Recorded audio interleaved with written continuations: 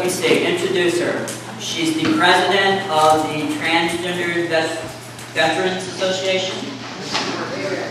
American Transgender Veterans Association. She's been an activist here in Georgia since about 2000. She also made that beautiful little flag there. She designed the transgender pride flag. Besides all of that and all the other things Monica has done in her life, she's been a great friend. Ladies and gentlemen, Monica Helms.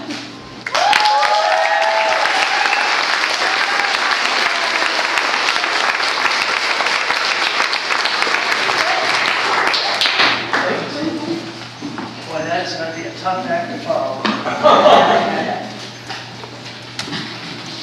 Welcome all of you to our celebration and rally. Here we are to commemorate the 40th anniversary of one of the most pivotal points in the history of the TLBG community. That's right. 40 years ago tonight, around 3 o'clock in the morning, a group of transgender people and butch lesbians decided that they were not going to take it anymore. They decided that this was the night.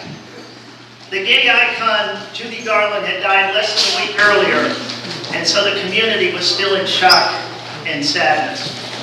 The police had already shoved some of their brothers and sisters in the back of paddy wagons.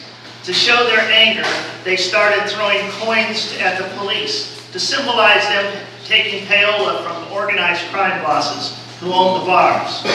This did not slow down the arrests. Seeing that their protests had done nothing, a 17-year-old young street trans woman, Sylvia Rivera, picked up a beer bottle and tossed it at the police. Within moments, a full-fledged riot happened, and it lasted for 4 full days. The TLBG movement began. They all wanted equality. They all wanted their rights. They all wanted to be treated fairly. And today, 40 years later, we are still asking for the same things. Well, today we change. Today we start demanding our rights. Yeah. The years of being namby-pamby and asking for equality are over. We are mad as hell, and we are not going to take it anymore.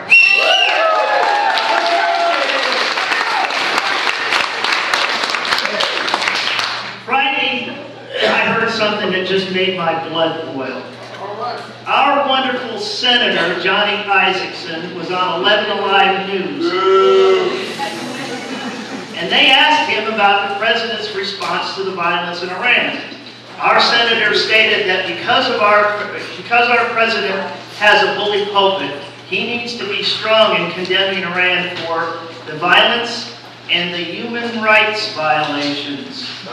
I cannot believe that he had the nads to say that. Here's a U.S. senator that is moaning and groaning about human rights violations in other countries, yet he goes out of his way to oppose the Employment Non-Discrimination Act and the hate crimes bill when they're voted on in the Senate. If he's so damn concerned about human rights violations in the world, then why doesn't he fix it here first?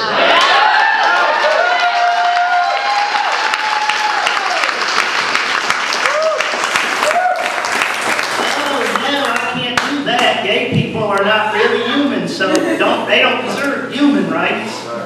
Well, sorry, Johnny. Whether you like it or not, we will get our rights. And just remember, in 2010, you haven't taken away our right to vote.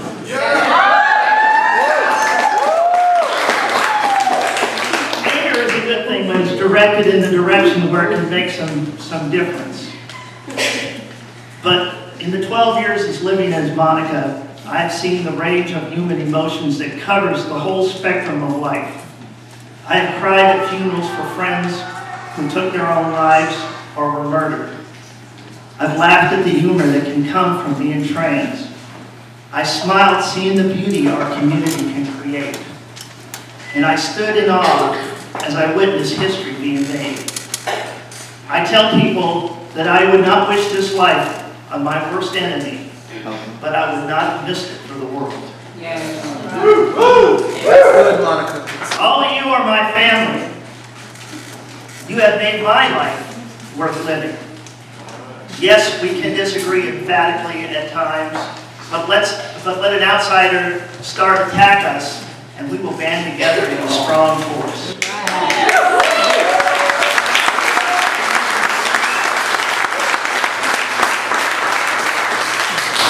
I am here for any of you whenever it is possible for me to do so. Don't you ever forget that. So today, as we come a crossroads of our community, we can continue with the business as usual and allow the state and federal government to push us around, or we can fight back. On this day, we look back at our brothers and sisters 40 years ago at Stonewall Inn and take a lesson from their actions. We took to the streets today, and on Monday, we take to the telephones. Enda is in the house, literally, and we still need votes to pass it. Call your congressperson, regardless of who they are, and ask them to support Enda. If you don't know who your congressperson is, Georgia Equality's website will give you a way to find that person. Next, you need to call our 2 senators and tell them not to put the hate crimes bill in the Defense Act, because the last time they did that, it killed it. So we need them to vote on it completely.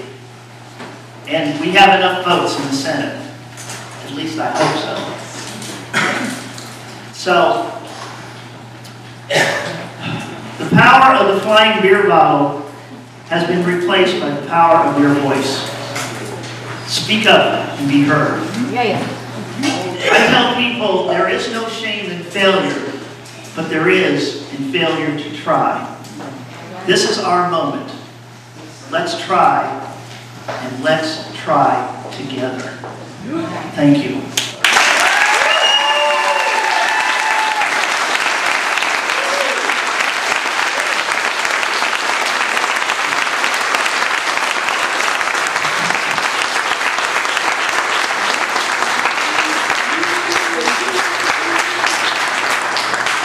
When we first started this, we put together some 3 basic,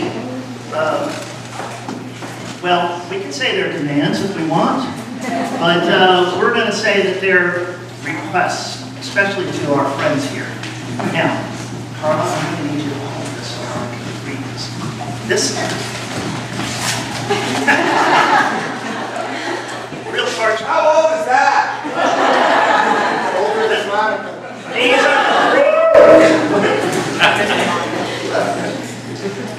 These are the 3 needs for the transgender community of Georgia.